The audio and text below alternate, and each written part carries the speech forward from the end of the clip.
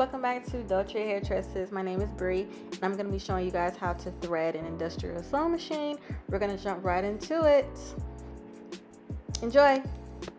Once you begin to thread your machine, so that piece right there, it doesn't matter which end you put it in. I usually just put it at the top or the bottom. I used to loop it, but I've seen over time that it doesn't matter.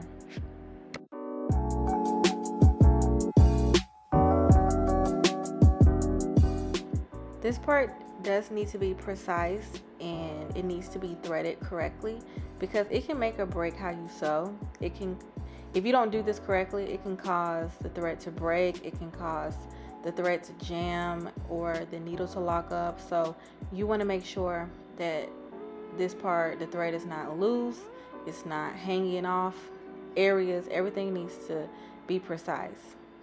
The thread should be supported at all times. Nothing should be loose at all. And now once we got into the top, this part right here, I put it in both holes before and it doesn't matter. It all depends on how I feel. I may place it at the top, I may place it at the bottom.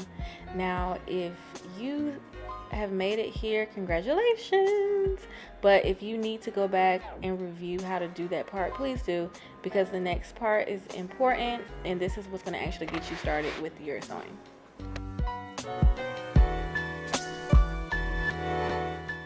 Now we're at the bobbin. But for real, this is my favorite part of the machine because I've always had to take some thread out, fix it, adjust it.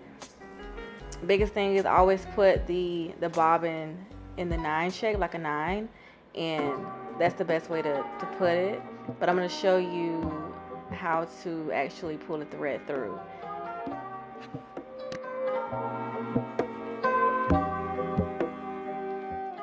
So for this part, you're actually going to use the hand wheel to pull the thread, the bobbin thread, through the small little hole in order for you to sew.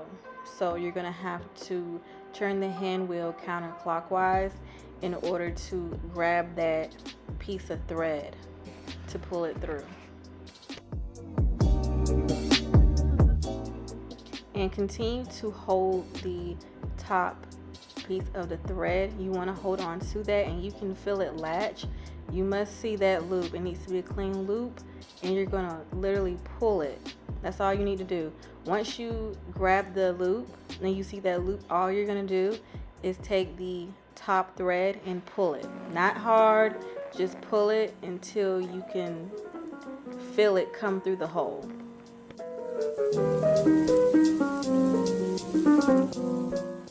So before you sew, you want to make sure that your tension is the way that you want it and stitch wise.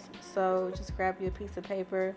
I'm glad I actually showed this part because my stitches were not great in the beginning and I fixed it by messing with the tension for the bobbin.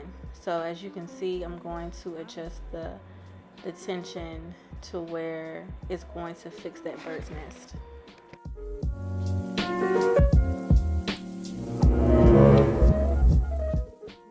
And just take your time. Don't be so eager to just try and get it the first time. Sometimes you have to step away from this machine because it will literally have you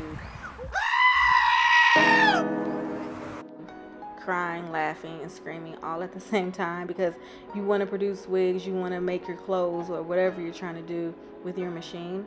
And so see, that first line was okay, but I had to keep testing out the tension that was to the right. I believe I show it, but I was just testing out the tension until I had no bird's nest at all, and that's what you want.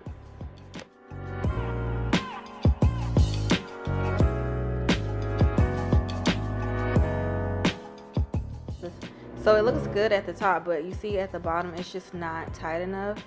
So you have to go in and you have to adjust the tension so that it all looks good. This actually took me about 3 times and I was like, dang, I'm on camera, I have to show this to people, but I'm glad it happened so that we could all fix it together. And see, look, my thread was all out of whack it wasn't even in the right place. So sometimes it's just the thread that makes a bird's nest and gets caught up, but 9 times out of 10, if you are threading correctly and your tension is correct, usually it's the thread that you're purchasing. You should be purchasing heavy duty thread, industrial machine thread. It needs to be heavy. You have to act like you're sewing leather or heavy jeans. That's the best way to put it, so that the performance of your machine can be twice as good.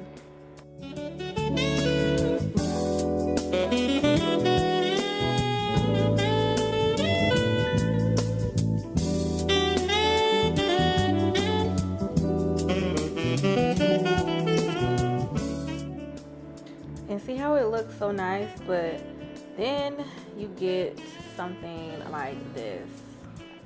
You're about to see it. Like, what the hell? Like, come on. So that's when I had to go in and adjust my tension at the top of the needle and at the bottom of the needle. But see, I'm mad because I did that one off camera and that's what I got. But what I did was I adjusted my tension right here. That's the only thing I did. I just adjusted that. If the bottom of your stitches are getting bunched up, you need to adjust the bobbin tension, sorry. So I finally got it right, and I'm going to show you guys on camera, live action, some nice stitch work.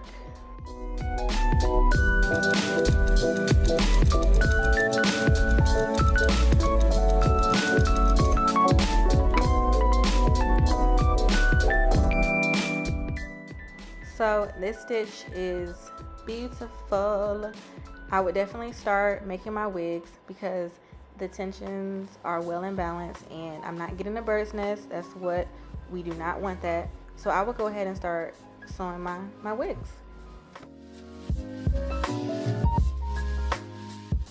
I hope you guys enjoyed this video, and also keep in mind, if all of this fails, just check your thread that you use and also check the needle that you're using.